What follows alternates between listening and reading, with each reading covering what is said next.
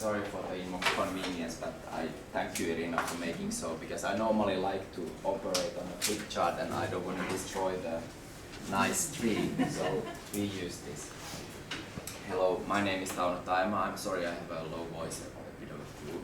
And I'm representing Management Institute of Finland, the Finnish mother organization. And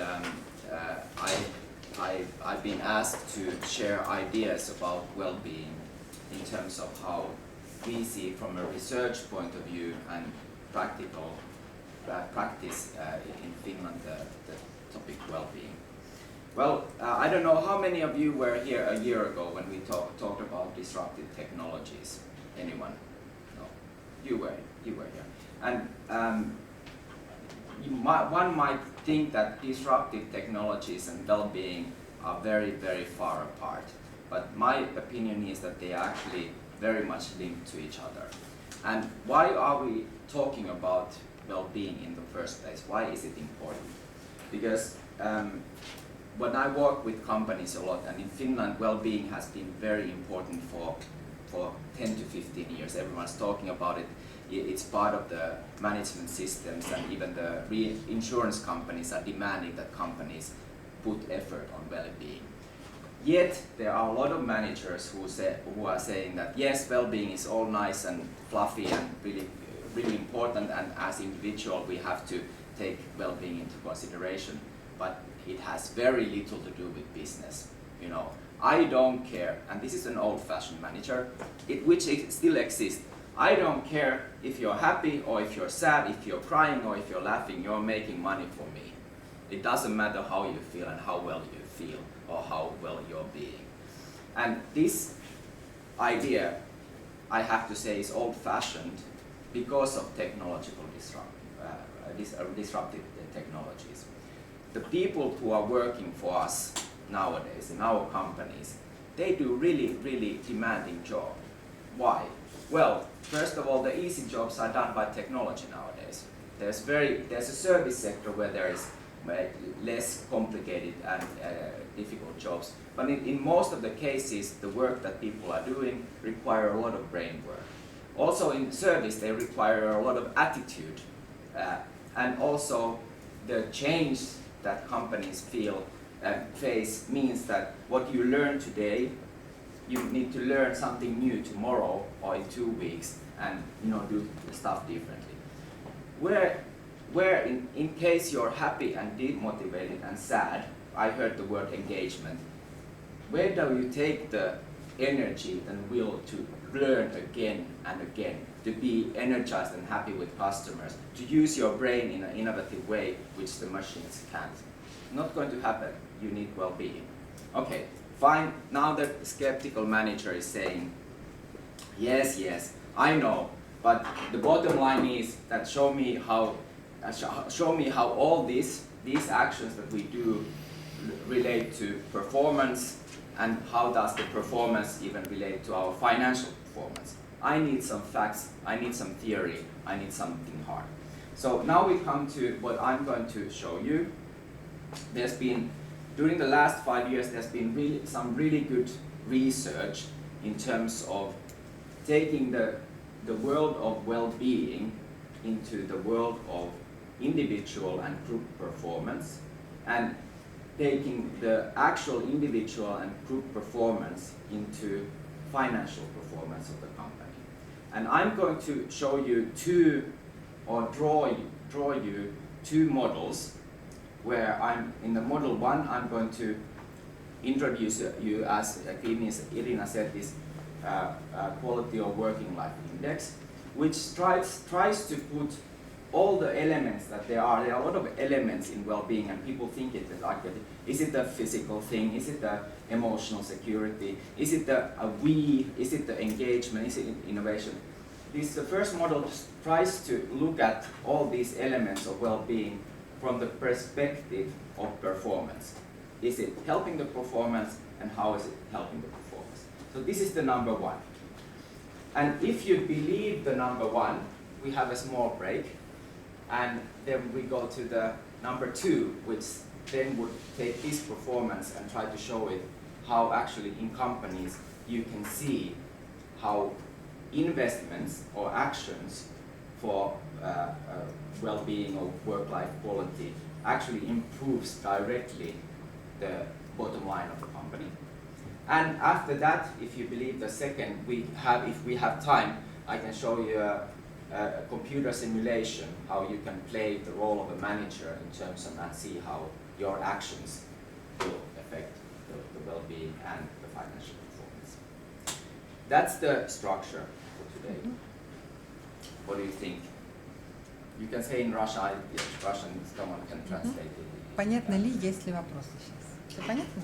Clear, let's try. Interesting, yes, let's try. So, let's try the first model, which is fairly new. It's done by a professor called Marko Kesti.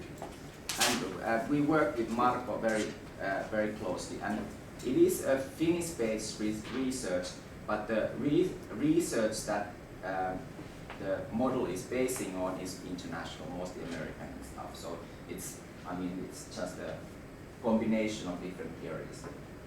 So the performance, the first model. As with all the models, it's easier to have two dimensions, like a force field and so on. So we have two dimensions. The number one dimension is the performance.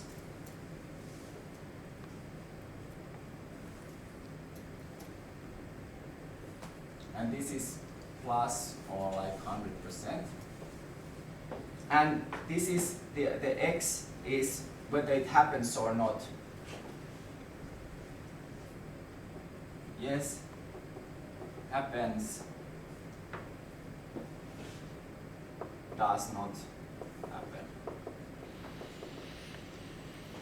And in this, and what I'm talking about is now this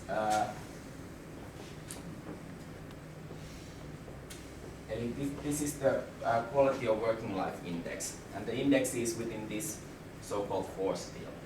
And this quality of working life index has three main curves. The first curve is so-called physical and emotional well-being and security.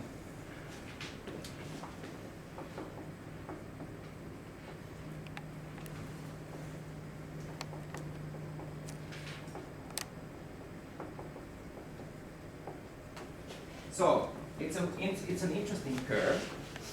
Actually, there's one thing missing here.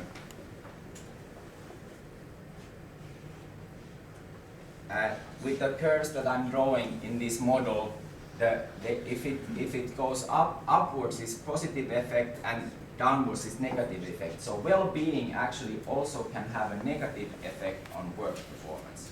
And the first curve that we are talking about, this emotional and physical security, actually has a negative effect on performance. So if it's there in your company, people feel that I have a fairly secure job. One can never have 100% secure job. But I know that I'm not going to be fired tomorrow, and I'm not totally scared of my boss, and I'm sort of okay with coming to work knowing that I will not be threatened by someone shouting at me or being nasty. And I know that I'm not going to injure myself, and I sleep well, and I'm sort of okay. So it basically is the bottom line for performance. It doesn't increase the performance, but if it's not there, it goes down, the performance. So it's like when you build a house, it's the grounds for the house. If they are badly built, the house will collapse. But it's not the house, it's not where you live. The house is something that is built on top of it.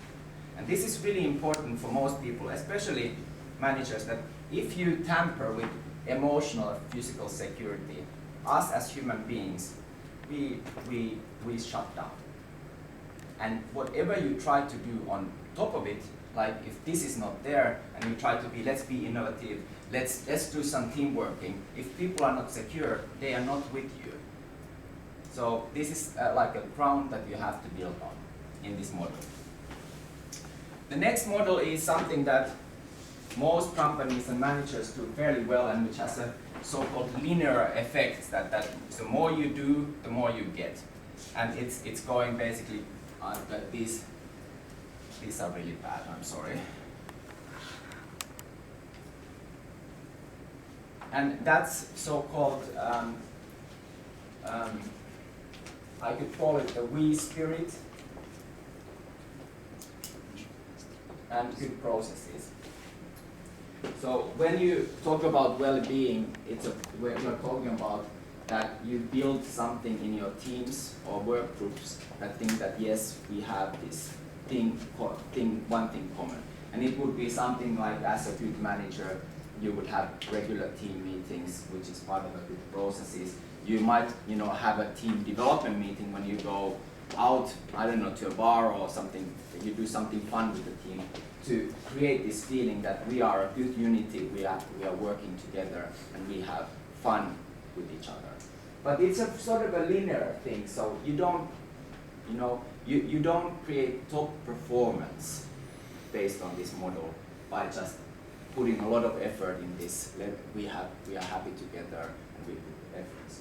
What really creates and drives performance, provided that these parts are okay, is clear goals. Easy stuff, you know this, but clear goals and the chance to use your brain, the chance to make sure that people have enough challenges, both intellectual and performance challenges.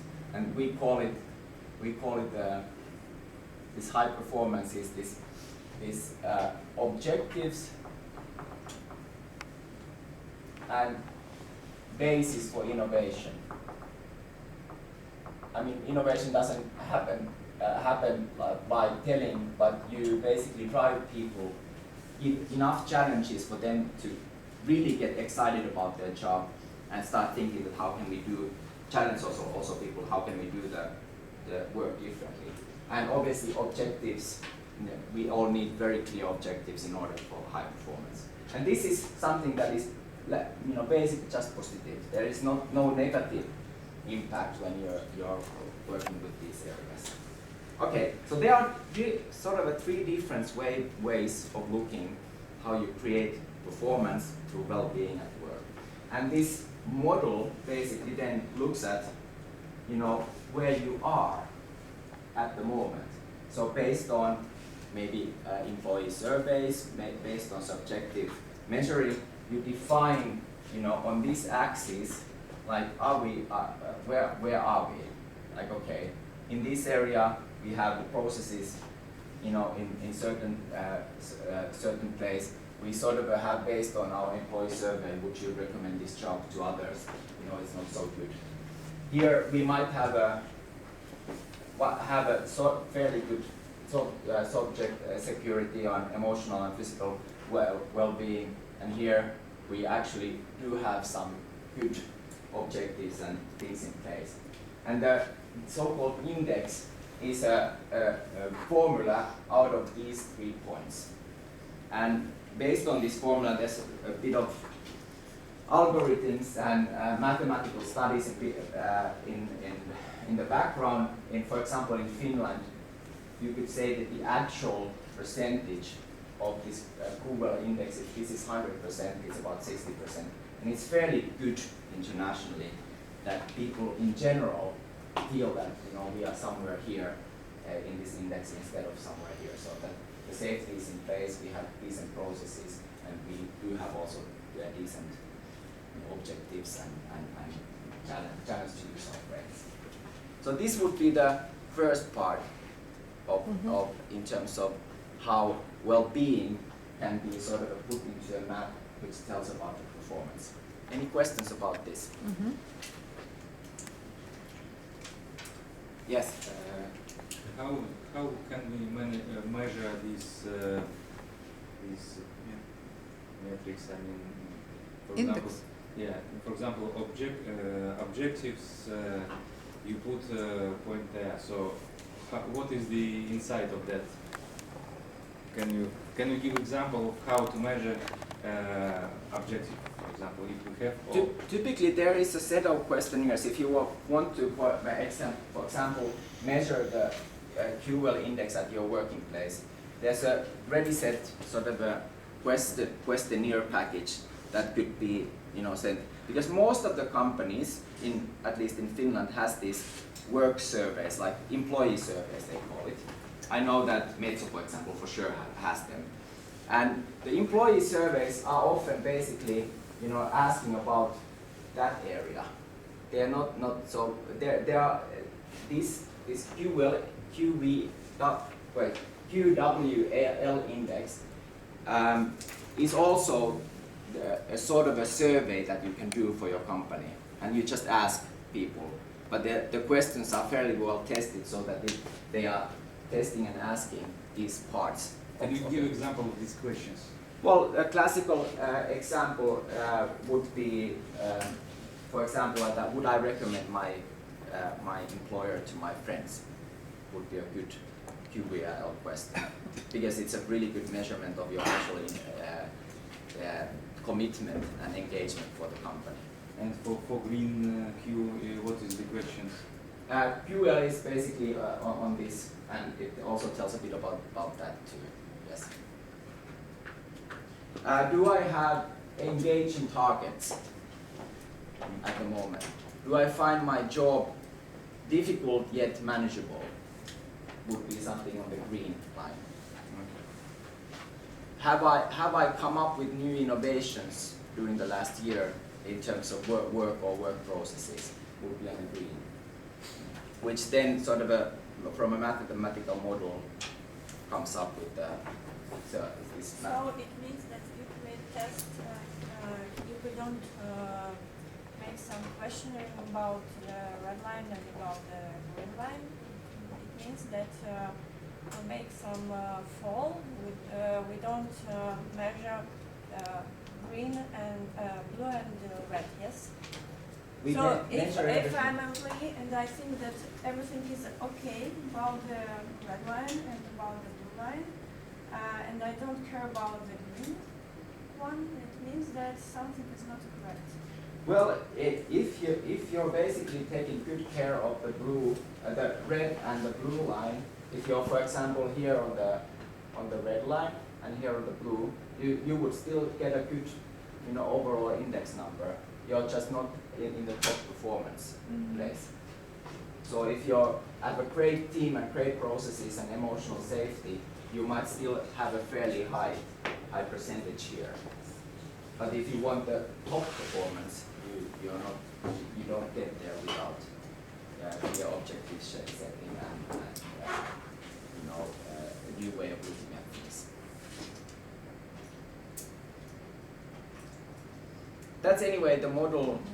I know that we don't have that much time to go super into detail, but the idea is that you can take the term of well-being and create a model which is quite clear in metrics and telling you about the actual performance of your people and teams.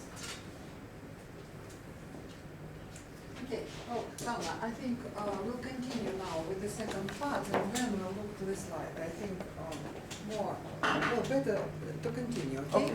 And now, May I ask you a short Yes. question? Is this model proven with the existing business, meaning the existing successful companies that Yeah, have the highest? I can get you the references. It is used in, I would say, the Finnish national liquor company called Alko is using this, for example, and also one of the biggest national insurance companies called Ilmarinen, which is basically a pension insurance company, is using this to also measure the the insurance payments that it's charging from the company. So if a company has a high percentage here, you get lower fees when you pay your insurance because the risk that your employees are getting on a sick leaves and so on is smaller. Those are at least the references that I have for you. And I think one of the biggest banks called OP Group. It's a Finnish group, but it's still I think a 30 billion euro bank which is using this as measuring their employee engagement and employee surveys. So those are the official references. obviously other groups are using. Some Russian references about. I don't think this is used yet in Russia. This is fairly new. It's been around for about 4 years now, since the research is very new. It's from 2015. So I don't think there's a company in Russia. I don't know if Metso, someone. I noticed that you're from Metso. I don't know if you're using this. Yes, we do. Okay, so you. It's the same approach.